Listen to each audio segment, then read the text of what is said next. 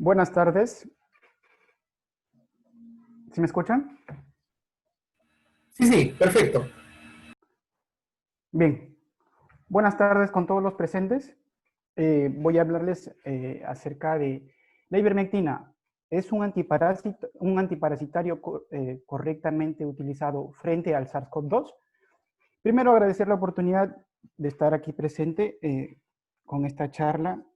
Voy a hacerlo lo más interesante posible para que podamos entenderlo todos. Si tienen alguna pregunta, por favor, le escriben por el chat para contestarla posteriormente. Bien, hemos visto la necesidad urgente de encontrar una solución al problema que representa SARS-CoV-2. Se han venido proponiendo el desarrollo de nuevas terapias, la creación de nuevos fármacos para hacerle frente a este virus. Sin embargo, una importante alternativa también ha sido la reutilización de los medicamentos o de los fármacos ya existentes. Así hemos tenido la propuesta de uso de inhibidores de proteasas, inhibidores de polimerasas o inhibidores de fusión, como son el remdesivir, favipiravir, lopinavir, la tan sonada y conocida hidroxicloroquina, nelfinavir y nitazoxanimida. Sin embargo, se han dado también el uso de otros enfoques de medicamentos, como han sido moduladores del sistema inmune. Tenemos el interferón alfa-beta, los cuales se han buscado con el fin de modular la respuesta inmune para disminuir el daño provocada por esta. Hasta ahora el más conocido, el más sonado, ha sido el efecto de dexametasona, que puede reducir el riesgo de muerte en cierto tipo de pacientes de cierta condición. Entonces,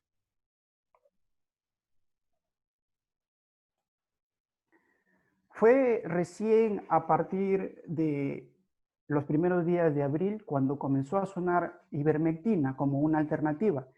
Esto fue algo sorprendente, ¿no?, para muchos, debido a que es un antiparasitario. Sus propiedades antivíricas son muy poco conocidas. Entonces, primero se hablaba de que podía reducir o que podía matar al coronavirus incluso hasta en 48 horas. Habían testimonios de pacientes que nos contaban que podían reducir el rango de fatalidad.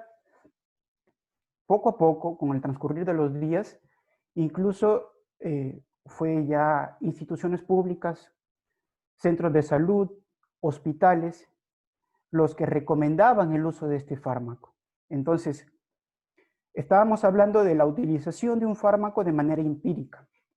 Teníamos que buscar un fundamento, teníamos que buscar la base a esta recomendación. ¿Por qué es que se recomendaba un fármaco que inicialmente estaba diseñado para tratar o erradicar parásitos, ahora utilizarlo para tratar una infección viral?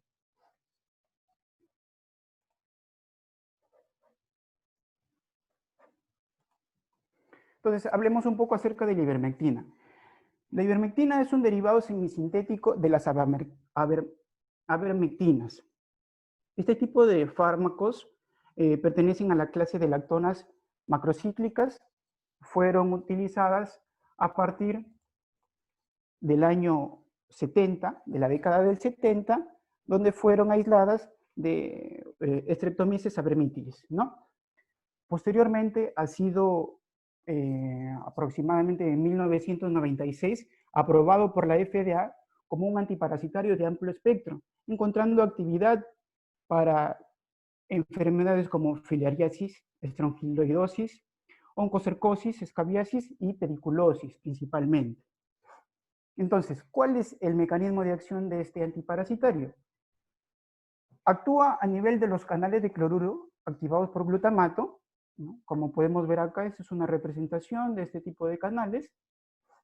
Es una poliproteína que se expresa altamente en células nerviosas y musculares de nemátodos y artrópodos, por lo que lo hace un excelente antihelmíntico. Sin embargo, este objetivo diana está presente en los vertebrados, por lo que se hablaba hace mucho tiempo de una seguridad que el uso en animales, el uso en humanos, no generaba ningún daño. Posteriormente, con el transcurrir de los estudios, se ha determinado que ivermectina, este fármaco, también se une a otro tipo de receptores. Hablamos de receptores de tipo GABA y hablamos de receptores acetilcolinérgicos. Entonces, es importante que tengamos presente esto cuando vamos a explicar más adelante los mecanismos y la posible toxicidad del fármaco.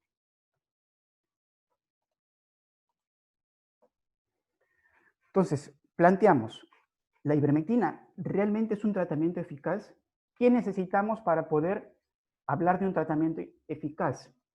Para comenzar, tenemos que hablar si la ivermectina posee una actividad antiviral, si tiene el potencial para dañar o eliminar virus.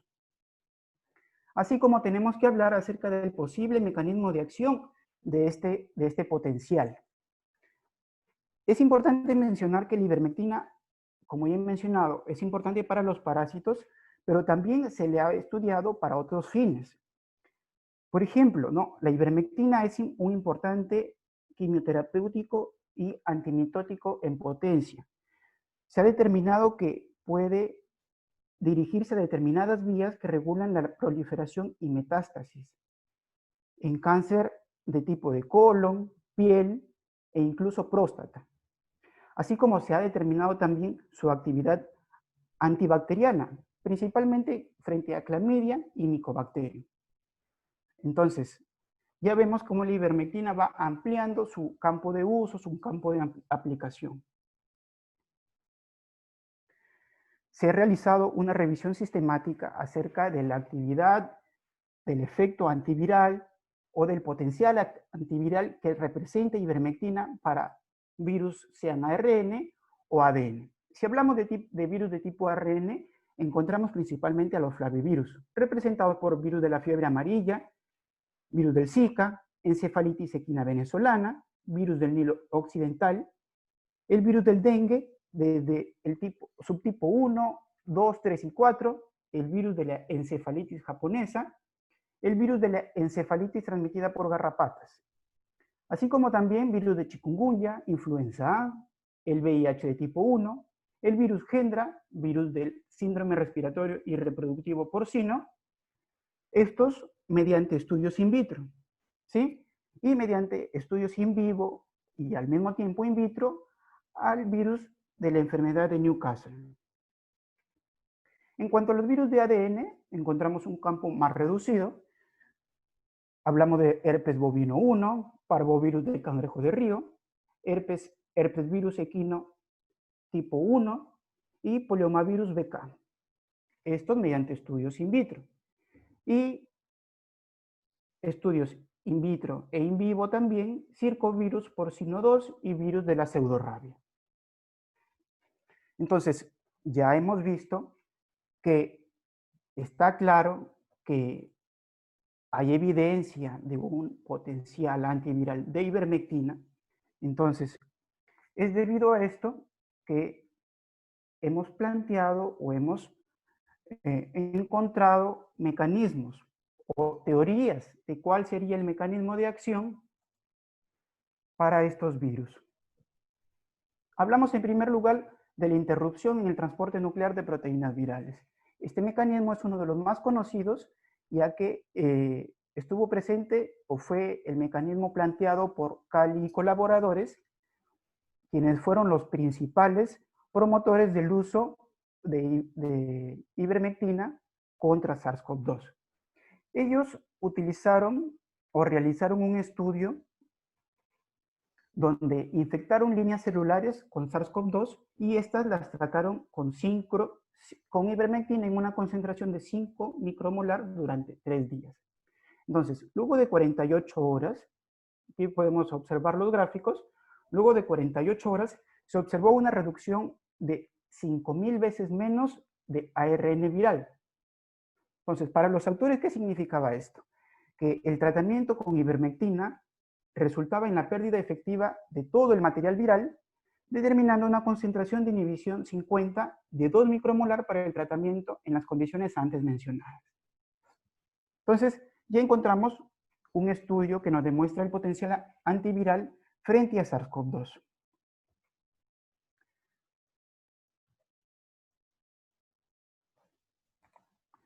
¿Cuál es la teoría de o en qué se basa este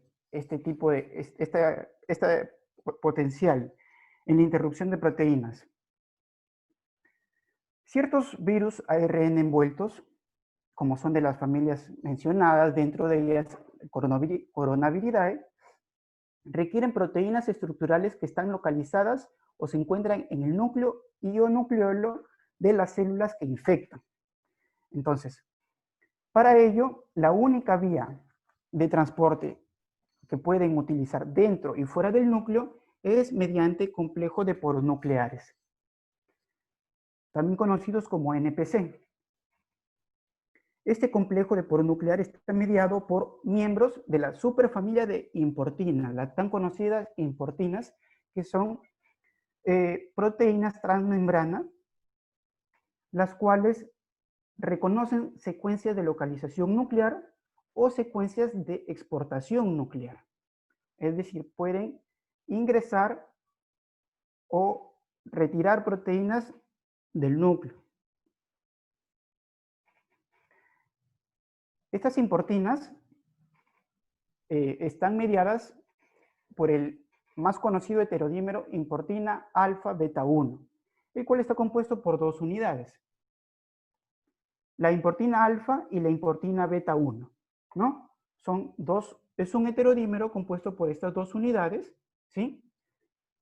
Los cuales van a permitir la exportación y la importación de proteínas al núcleo. Esta vía no solamente ha sido utilizada o se ha planteado como ser utilizada por SARS-CoV-2, sino por diferentes otros virus. Podemos observar en la imagen B, ¿no?, un estudio que nos habla del uso de esta vía por el virus del VIH. Podemos observar también que es utilizada por el virus de la hepatitis C, el virus del ébola y el familiar cercano al SARS-CoV-2, el MERS. Así también ha sido utilizada o es utilizada por rinovirus, parvovirus, virus Epstein-Barr y virus de la encefalitis equina venezolana.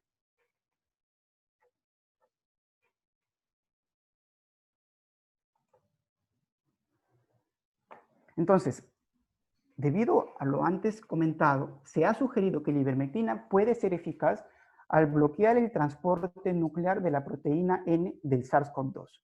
¿Cómo realiza este bloqueo? La ivermectina se une a la unidad alfa del heterodímero y con ello desestabiliza esta proteína, este complejo, lo que impide que el virus, en teoría, pueda acceder a proteínas que se encuentran dentro del núcleo de la célula infectada.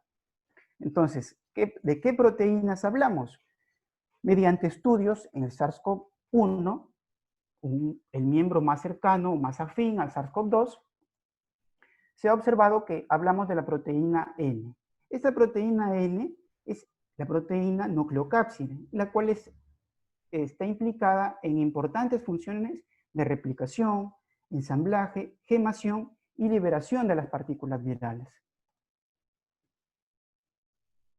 En condiciones normales, este complejo permite el transporte de proteínas, pero cuando es bloqueado por la ivermectina no puede haber un transporte de las proteínas presentes en el núcleo, lo que inhibiría o impediría la replicación del virus.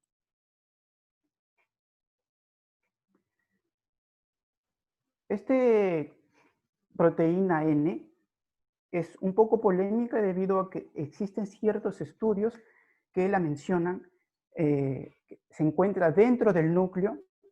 Sin embargo, los estudios posteriores realizados ya para SARS-CoV-2 indican que no necesariamente se encuentra dentro del núcleo, ¿no? Entonces podríamos hablar de que ivermectina no solamente podría tener un principal mecanismo de acción, puede ser mecanismos complejos. Utiliza uno y al mismo tiempo utiliza otro. No, aún no está claro eso. Entonces, un segundo posible mecanismo de acción sería una interacción con la helicasa viral NSP13. Se ha determinado que la ivermectina es un importante inhibidor de la helicasa NS3. ¿En qué virus? Virus de la fiebre amarilla, virus del dengue, virus de la encefalitis japonesa y virus de la encefalitis transmitida por garrapatas. Se ha determinado así también que la helicasa NSP13 de SARS-CoV-2 es estructuralmente similar a la de SARS-CoV-1 y MERS. Y la alta conservación de esta proteína en la familia de los coronavirus lo convierte en un blanco ideal para fármacos antivirales, como podría representar la ivermectina. Entonces, mediante un estudio utilizando un análisis de fármaco in silico, determinó que la helicasa de SARS-CoV-2 es un objetivo potencial de la ivermectina. ¿Cómo lo realizó esto? Utilizando una estructura cristalina de la helicasa de MERS-CoV denominada 5-WWP, que es la imagen de la derecha, esta imagen, ¿no? Donde luego de probar 10 fármacos, se concluyó que la nystatina y la ivermectina son los socios de unión de energía más bajos de la helicasa de SARS-CoV-2, uniéndose a esta con afinidad. Entonces, para que esto pueda ocurrir o para que pueda haber una inhibición del virus, es importante que se realice al inicio de la replicación del ARN viral. ¿Por qué? Porque es en este momento cuando encontramos a una helicasa activa. Un tercer posible mecanismo de acción de ivermectina sería a través de su actividad como agente ionóforo. ¿Qué es un agente ionóforo? Es aquel que está compuesto por dos cavidades o tipo de superficie. Hablamos de una hidrofóbica y una hidrofílica. La hidrofóbica es la que se encuentra de manera interna y sirve para la unión de iones, específicamente cationes. Mientras que la superficie externa es hidrofílica y permite al complejo unirse a membranas celulares y virales, principalmente de virus envueltos. Entonces, ¿cómo ocurriría? Primero, la parte interna del complejo, es decir, la cavidad interna, permitiría el transporte de iones a través de la membrana viral. Este transporte descontrolado de iones generaría un desequilibrio iónico entre el ambiente interno y externo del virus, lo que conlleva a una lisis osmótica. Recordemos que el SARS-CoV-2 es un virus sin una cápside proteica, lo que lo hace un candidato a este posible mecanismo de acción. Entonces, la hipótesis plantea que dos moléculas de ivermectina reaccionan entre sí de modo cola-cabeza, como podemos observar aquí, lo que crea un complejo adecuado para ser considerado como ionóforo. Entonces, esta unión podría ocurrir espontáneamente o podría estar mediada por proteínas de transporte plasmático, como son la albúmina, una importante y abundante proteína.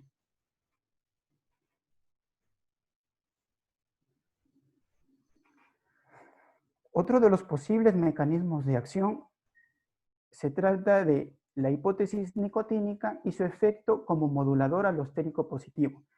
Recuerdan en un inicio cuando les comenté acerca de los receptores de los que podía utilizar ivermectina, les mencioné también del receptor nicotínico de acetilcolina, ¿no? Entonces, este receptor ha sido posteriormente descubierto. Primero se hablaba solamente del convertidor de angiotensina 2, el famoso AC2. Posteriormente se habló de otros receptores, dentro de ellos el receptor nicotínico de acetilcolina. Este se encuentra ampliamente distribuido en células como neuronas, células del sistema inmune, principalmente macrófagos, células del epitelio bronquial, células del epitelio alveolar tipo 2. Este tipo de células son las que representan o las que contienen también la mayor cantidad de receptor AC2 y fibroblastos intersticiales pulmonares, dentro de ellos donde se expresa específicamente el subtipo alfa 7. Vemos una estructura pentamérica de este receptor, una proteína también transmembrana. Este receptor tiene la función de unir, sea a través de la vía aferente o de la vía eferente, al nervio vago con receptores o con moléculas como acetilcolina u otros antagonistas del sistema colinérgico nicotínico, los cuales se encargan de modificar y controlar la respuesta inflamatoria mediante inhibición del factor de necrosis tumoral, el cual es segregado principalmente por los macrófagos. ¿Correcto? Entonces, este mecanismo fisiológico de inhibición se conoce como vía colinérgica antiinflamatoria y se cree que puede tener relación con los síntomas hiperinflamatorios observados en los pacientes con infección severa del COVID-19.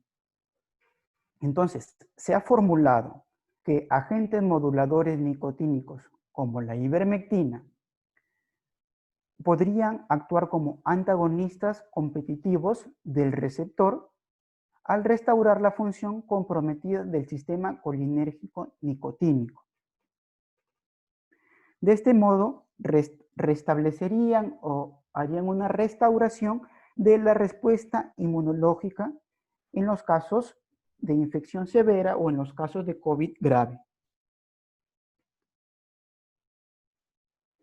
Encontramos de este modo 4 principales mecanismos, los cuales se han representado en este gráfico. Principalmente, de modo de resumen, la ivermectina inhibe el transporte de proteínas nucleares. Los estudios apuntan que es la proteína N, ¿no? Al unirse a la unidad alfa de este complejo y con ello impediría el transporte de estas proteínas. El segundo mecanismo sería actuando como agente ionóforo, generando o alterando el equilibrio osmótico de la partícula viral, generando la lisis del virus.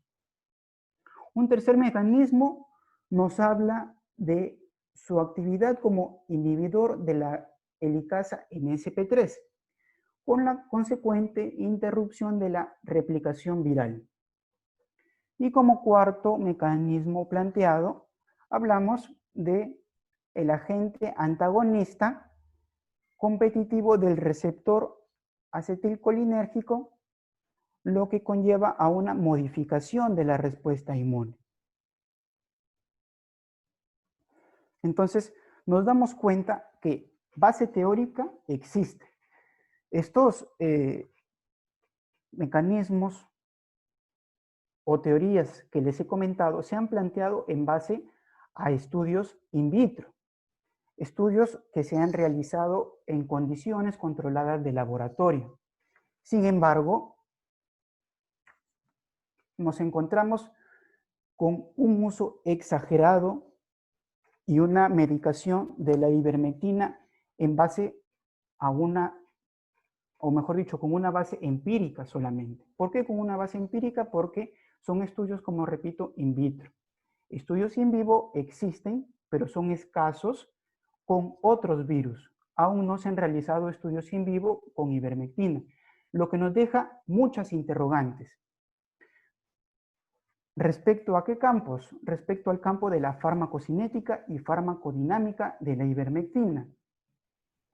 Esto debido a que no existe aún una dosis ideal para el uso de la ivermectina o una dosis recomendada para el uso de la ivermectina como un tratamiento antiviral. Mucho se hablaba de que podría utilizarse del mismo modo de cómo se recomienda para el uso de infecciones parasitarias, ¿no? Mediante la vía oral. y que a pesar de que es bien tolerada, no hay muchos daños secundarios o no existen muchos efectos secundarios, ¿no? Exagerando, decían algunos que se hablaba de diarrea, se hablaba de malestar gastrointestinal y por ahí posiblemente una erupción cutánea.